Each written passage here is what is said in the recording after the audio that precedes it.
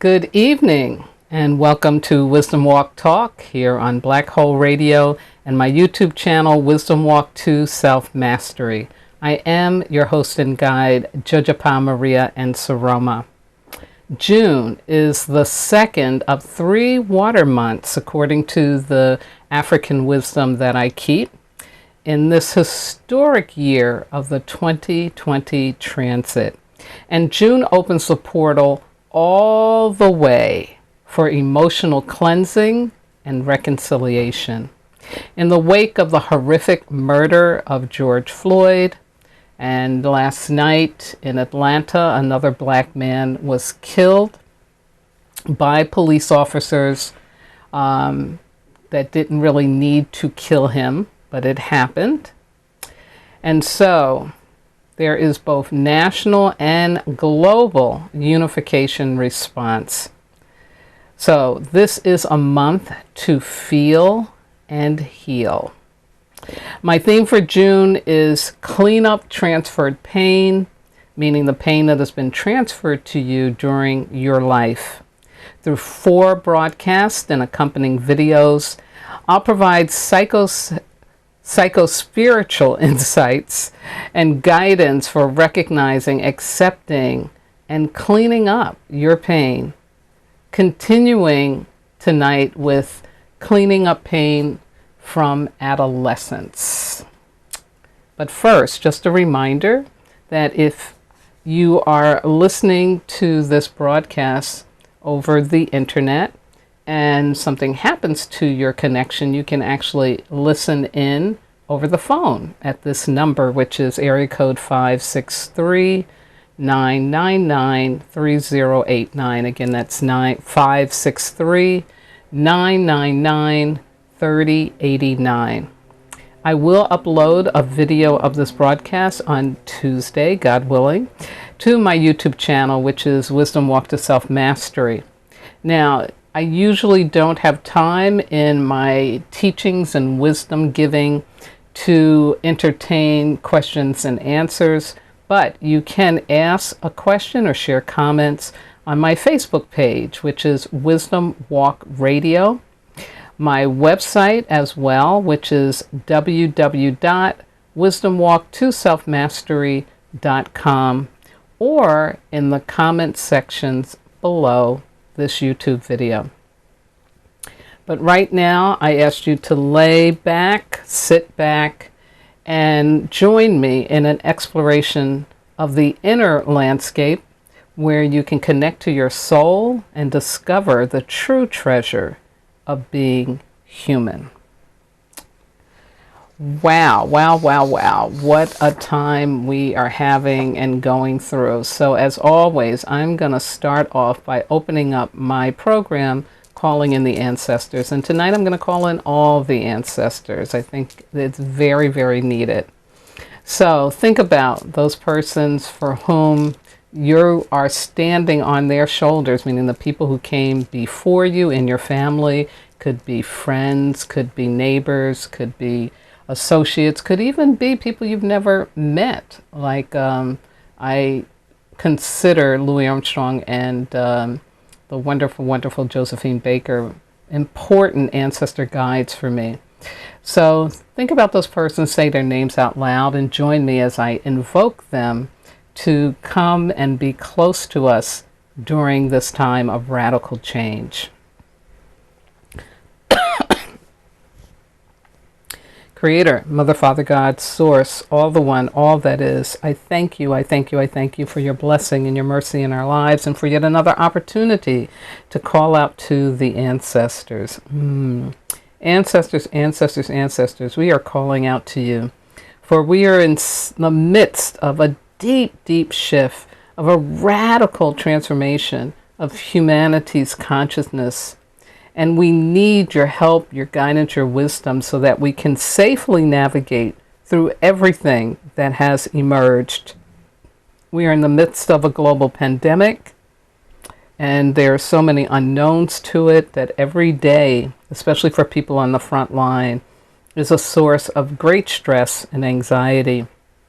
And so we asked you to go and support those people, to help them to be able to show up for those of us who need them. And that includes all the frontline people out there, the people in the grocery stores or who go shopping for us, the people who are willing to drive an ambulance or a delivery truck, all of the people who are continuing to work in the food production process in this country. We ask and thank you for blessing them and supporting them. And so, ancestors, again, help us, help us, help us. You who can see in all directions at once, you for whom problems here are not problems there. We need your help. We desire your help. We call for your help at this time.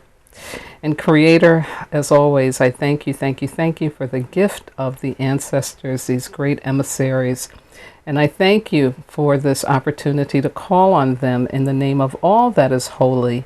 I say Amen. Ashe Ahoasa, Shinga Bismillah. So it is. Ashe.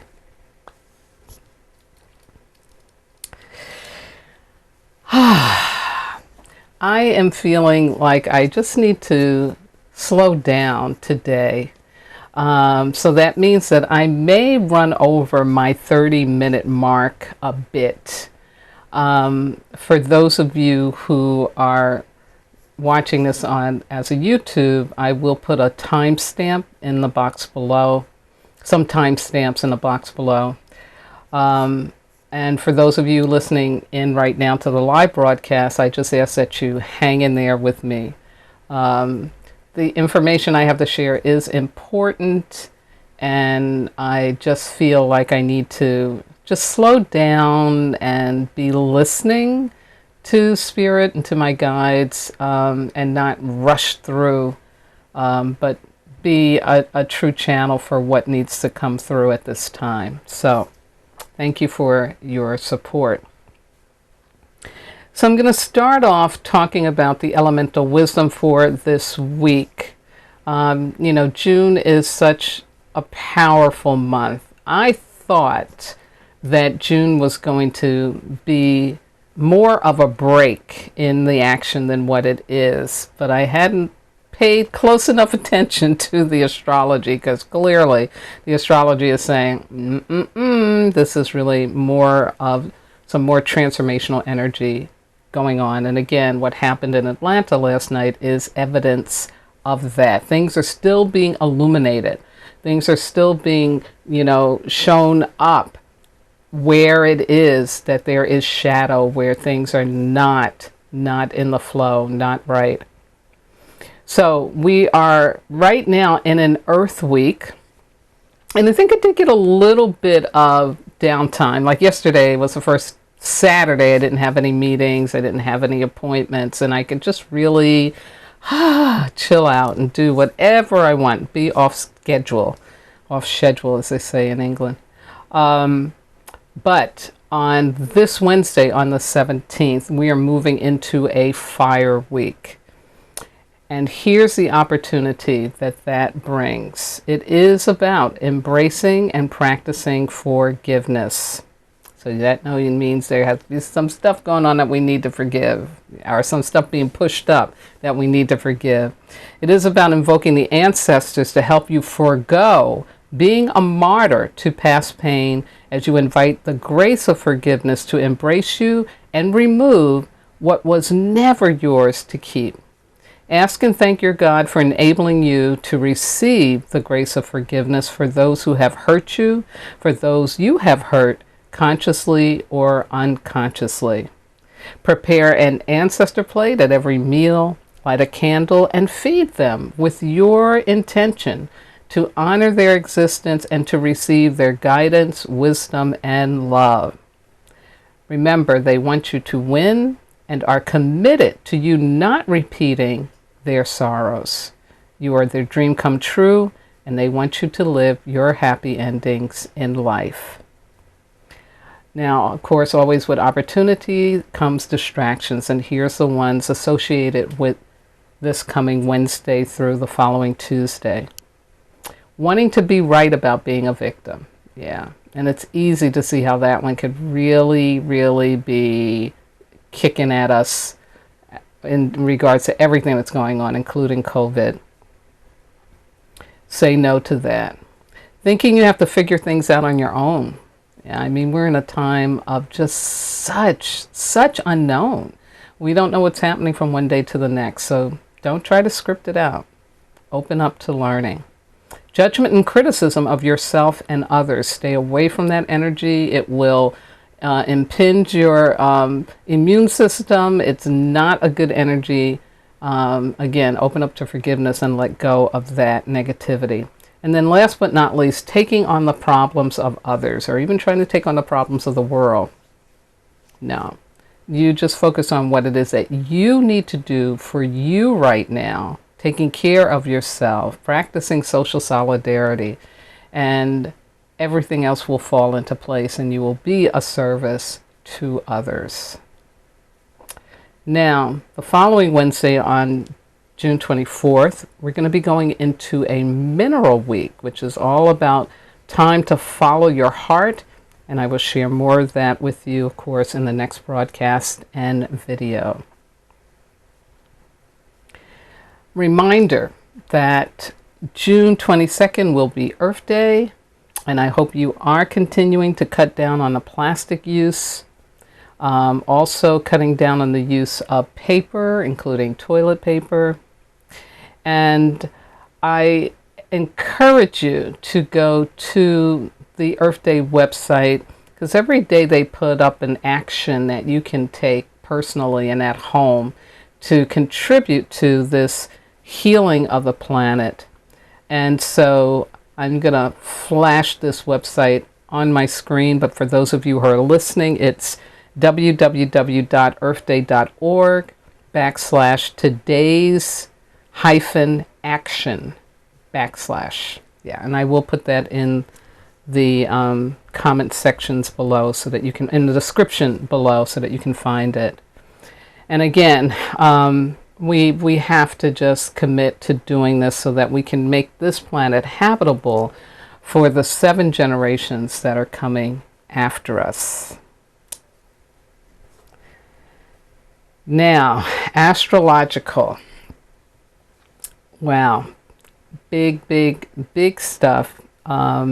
Really, again, ushering us into this time to really go within and clean up, clean out, sort up, sort out, recalibrate, all of that. Because we just finished on June 4th to the 5th a lunar eclipse that was a full moon. And now on the 18th, this Thursday, we get Mercury going retrograde, and that's going to last through July the 12th. And the most notable thing about this is that it's joining 4 other planets that are already retrograde, which includes Jupiter, Saturn, Venus, and Pluto. So, with Mercury, 4 out of the 5 visible planets are now retrograde, and believe me, this is very unusual. And so the astrologer I like, Astro Butterfly, says this is a time of deep introspection. Yeah. Looking at ourselves and asking some hard questions so that we can heal. Now, on the 22nd, which will be the following Monday next week, Neptune is going to join the club of retrograde. So we're going to have 6 planets in retrograde from the 22nd through the 25th. Venus will be the first one that comes out of retrograde. But a couple of those big ones are staying retrograde into September. And so what does that mean? And retrogrades are a time for staying still and going in. No major decision making or jumping to conclusions. It's a time to learn something different and something new. Because right now, so much is being broken up. So many old things, old belief systems, old ideas, old paradigms, dead paradigms are really being broken up So we're not at a time that we're through it. It's just like with coronavirus. Right now, as a result of more things opening up, the numbers of people who are being counted that have the disease is going up. We don't know about the people who are not being counted, meaning people not coming into a hospital emergency room. But the numbers are going up in 22 states, I think, at this point, last report I read. And so what does that mean? That means it's not over. It's not over.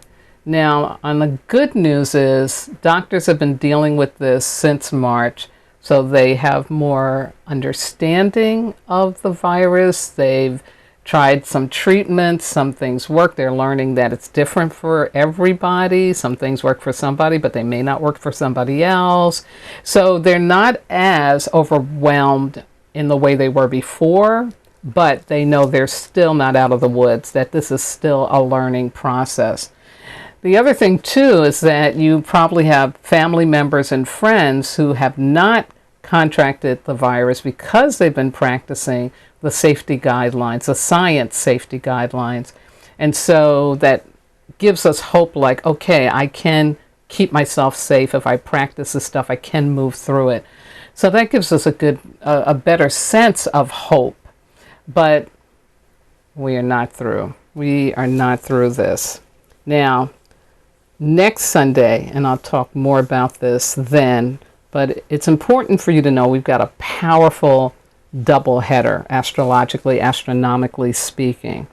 Not only are we moving into summer solstice here in the northern hemisphere and winter solstice in the southern hemisphere as the sun enters into the sign of Cancer, but this solstice coincides with the most powerful eclipse, they're calling it, of 2020. This is big. This is going to be an annular eclipse. That means this is the one where there's a black hole in the middle and you see this ring of fire around the sun. Now, it will only be visible in Central Africa, Northern Africa, and Asia, but all of us on this planet will feel the effects of this eclipse. Yeah. One of the astrologers I read says that it's going to bring 3 months of every day feeling like an eclipse. Yeah. And it makes sense because, again, we're in the midst of really having to let go, let go, let go, let go. So things are being eclipsed out of our psyche, out of our understanding of who and what we are. Yeah, we're just in this time of huge and deep, great change. So, not to be afraid of the retrogrades. It's just saying that, again, don't try to force anything. Stay open. Go in. Use this as a time to get still and go in. Don't try to figure things out. Open to receiving information that's going to help you, that's going to guide you. Now, I've been promising for probably about the last 5 videos that, yeah, I'm going to do a video on the 2020 transits update. And I will. I really get why I've had to wait to do this, but I think it is definitely going to happen this week, so I will keep you posted. Now, the overview of tonight's program. Here's what I want to talk about. I'm going to do a review for you of what cleaning up subtle transferred pain is like as we open up to it. Okay, so this is like the opening to how do I do that. Then I'm going to talk about the impact of adolescent subtle pain that was transferred to you by your peers. Yeah. And then, of course, I will share with you a personal awareness opportunity and challenge. My quote for this week comes from the great Maria Montessori. She lived from 1870 to 1952, and she was that pioneering physician and educator who really understood child development in a very different way and could create a pedagogy, an approach to teaching and learning that honored that children had purpose in life, that they weren't just here to be cogs in a manufacturing wheel, that children had souls and they had purpose, and she fashioned an educational approach around honoring that. And so Maria Montessori said, the chief symptom of adolescence is a state of expectation, a tendency towards creative work, and a need for the strengthening of self-confidence. Suddenly, the child becomes very sensitive to the rudeness and humiliations which he had previously suffered with patient indifference. Yeah. Powerful. So let's talk this cleaning up transferred pain. As I said, although physical forms of pain transferred onto you in your life definitely damage your psyche, but it's the subtle non-physical ones that I believe create the thickest barriers to our happy endings in life. And part of that is because they are so subtle. You almost question, did that really hurt me? Or did I make it up? Or should I be hurt by that? I shouldn't be hurt by that. That shouldn't be hurting me. You doubt the fact that it was pain transferred onto you. And this would include repeated experiences of neglect, invalidation, disappointment, emotional withdrawal, yelling and screaming, bullying that isn't violent, and even smothering. Yeah. Smothering definitely is a transference of pain. So, to clean up this subtle transferred pain, number one, it first has to be recognized. Like I said, it's so easy for us to dismiss it, to not think that it had an impact or an influence on our lives. But we can notice through unhealthy, dysfunctional behaviors and patterns in adulthood that we think are just our personality. This is just who I am, but really it's not. But definitely this notion of you being caught on a hamster wheel around relationships, around job situations, around your relationship with your family and people you love. All of that points to you're carrying pain that has not been released and needs to be released. Number two, the subtle transferred pain has to be accepted. This means that you have to feel it and sit in it. And yes, you need to get support for that. You don't need to feel like you've got to do it all on your own. So this means getting some counseling, getting some professional counseling if you need it, if you need to get access to some medication that's going to raise up your serotonin so you can move through those very, very painful experiences in order to transform that pain. Whatever is required, but it is about, again, accepting that, yeah, this pain is real and I need to move it.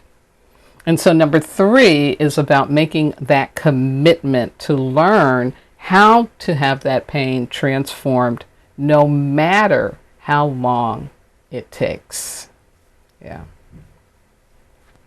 So recognition, acceptance, and commitment is how we address this. So let's talk about the adolescent pain that gets transferred through your peers. In our culture, we believe that these experiences that I'm going to share with you are like initiation rites, Yeah, we'll get over it in time. Everybody goes through this, so it's no big deal. We'll get over it. That's the kind of thinking we have around this. Unfortunately, these subtle experiences of transferred pain will shape and harden our dysfunctional decision-making and experiences in adulthood. In other words, these things matter. So number one, nonviolent bullying. And that usually is threats, being threatened. This can result in victim consciousness as an adult, especially in a work situation. So, nonviolent bullying. And yeah, a lot of times bullying does have a physical aspect to it. Again, I'm not saying that that doesn't have an effect, but I'm wanting you to be aware that even if you were just threatened like I was, or I was threatened for about, I guess maybe about a good year and a half by some girls every day. I'm going to beat you up at 3 o'clock. I'm going to beat you up at 3 o'clock, you know. And, you know, when you're hearing that every day as a kid, and in my situation, I wasn't sharing it with my mother because my mother was a single mom who worked. And so I couldn't go rush home to mom and say, somebody said they're going to beat me up at 3 o'clock. You know, it's like, my mama goes to work every day. I got to go to school every day. I can't get out of this, and I just got to face this, you know. And so, again, what that formulated in me and what that did for me in terms of my relationships with people has been very, very fascinating for me to unravel and really get that, oh, yeah, that's right. I was threatened. I was threatened every day that I had to go to school. I was scared to death every day, you know, and that kind of anxiety that you live with. It has an effect. It has an effect. And I never got beat up, but the threat was always there. The threat was always there. Number two, the broken heart, especially your first broken heart. This can result in codependent behavior where you give away your power by believing that someone outside of your own self is responsible for making you happy versus someone coming into relationship with you. Its job is to support you in your happiness. Yeah. It's not their responsibility to make you happy, and vice versa. It's not your responsibility to make them happy, but support them in their happiness. Also, brokenheartedness, unhealed, can unconsciously have you seeking revenge so that you become the heartbreaker. Yeah. And a lot of you out there know exactly what I'm talking about. Yeah. And then last but not least, the whole experience of not fitting in or belonging, being different, or what is perceived as different and bad, right? Because again, you're not fitting in. This can result in vacant self-esteem, where you look good on the outside in your life. You look together, you know, but on the inside, you are full of anxiety, depression, self-sabotage, and persistent feelings of unworthiness. Yeah. Yeah. I know I've had all three of those subtle pains, transference of pain. And again, when somebody's bullying you, that's somebody in pain and looking for somebody to dump that pain on because they don't know how to transform it. And usually, you know, children that bully, there's something going on at home for them. So it's interesting. I learned years later that the girl who was threatening me every day was being sexually abused, and she ended up being having a child at the age of 12. So her home life was not happy, and I just was an easy target for her to push that pain on. That helped me in my healing around that. I was able to develop a compassion and do a conscious forgiving and a sacred forgiving of that experience of being bullied. You know, having your heart broken. Oh my God, it's deep. It's deep, and you know, it's something that we feel ashamed for, you know, because we feel rejected, right? There's something wrong with me. It goes into that. I'm not enough. I wasn't enough. You know, I'll never love again. You know, I mean, it really, it's traumatic. It's really traumatic. And of course, it has nothing to do with you. If somebody makes a decision, just like if you've experienced breaking somebody's heart, you're not doing it to hurt them. You're doing it because for whatever reason, the situation doesn't work for you. Or I thought I liked that person, but I really don't like them in the way that I thought. You know, you change up your mind. There's fickleness that goes on, especially when you're an adolescent. But it's not like the person is really, you know, I'm going to take a stake and pound it through this person's heart. But we take it on. We take it on. And the transference of pain piece is that, you know, if you're getting into relation with someone out of fear, rather than love, then that is a transference of pain. That's that codependency. And then, of course, not fitting in and not belonging, being different. People who are judgmental of you, critical of you, that's people who are doing that to themselves. Yeah. Again, it has nothing to do with you, but we do take it on. So, here's a personal challenge and awareness opportunity. It's another contemplative exercise for uncovering this adolescent pain. So, number 1, I want you to recall in writing or an audio recording your adolescent experience of nonviolent bullying, your first heartbreak, and not fitting in, not belonging. And as Marianne Williamson says, don't go unconscious, record or write it all out. Yeah. Next, I want you to ask yourself how you feel about these situations today and be brutally honest. Brutally honest, yeah. Number 3, do you still feel the pain associated with these experiences? And no, why not? Yeah. Number 4, have similar experiences shown up in your adult life? Number 5, how has that transferred pain affected your adult life? How did it shape your belief system about who you are and what you are capable of? And then last but not least, number 6, what will it take for you to commit to cleaning up whatever traces of transferred pain from adolescent that you recognize and accept? Again, I will list this personal challenge in the box below my YouTube video, and I will also post it this week on my Wisdom Walk Radio page. And if you haven't already, please subscribe to my YouTube channel, hit the bell for all postings, and I thank you very much.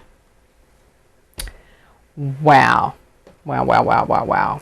We are at the conclusion of this week, and I'm glad I just slowed down and took my time. That feels really good to do that. So I want to close out by first shouting out to my wonderful engineer, Miss Yvette Parker, and the entire Black Hole Radio Be Well family that acknowledged my 7-year anniversary. Can you imagine that I have been doing almost weekly a broadcast? And I'm just very, very grateful that I can say it's been 7 years. It doesn't seem that long to me. It really doesn't. Maybe more like 4 years, but it doesn't seem like 7 years. I was like, oh my God, it's almost a decade. Wow. And I have no idea where the content is coming from, folks. I just, every week, it shows up in some way, somehow for the last 7 years. It's just amazing. So I'm grateful to my God, my ancestors, and what walks with me. Next, I want to shout out to my regular listeners out there, especially my #1 fan, Ms. Sarah, who at 95 years young continues to consciously heal the pain that was transferred onto her in her adolescence. And to all of you who have wisdom walked with me and you know who you are, to my family, my spiritual kin, my transformational leadership colleagues, my medicine brothers and sisters all around the world, and those who are listening in or watching in for the first time. Thank you, thank you, thank you. I could not have been doing this for 7 years without your listenership, without you watching, without your support. So from deep within my heart, I thank you, thank you, thank you, because I love, love, love doing this work with and for you. Now, next week, I'll continue my theme for June with cleaning up transferred pain from adulthood. Yeah, so you know we're going to talk about the workplace, definitely. The book, Wisdom Walk to Self-Mastery, Ancient Wisdom for Transforming Pain. And when I am talking about this transferred pain from adolescence, if you would like to get some more spiritual support to help transform it, check out my book. It is available online through Kindle and also through booksellers online like Amazon and Barnes & Noble's, Abe's Books, etc. And last but not least, I want to thank my God, my ancestors, my spirit guides, loving entities, everything that walks with me, keeps my head to the sky, my feet to the ground, and my heart open to do this important work with and for all of you. Have a healthy and safe Fire Week coming up on Wednesday. Remember, Mercury retrograde is a time to go in. Please continue to wear your mask, practice social distancing, and safe relating. Avoid perceived safety and embrace science safety. And most importantly, do remember, you are not disposable. You are divine. Good night now.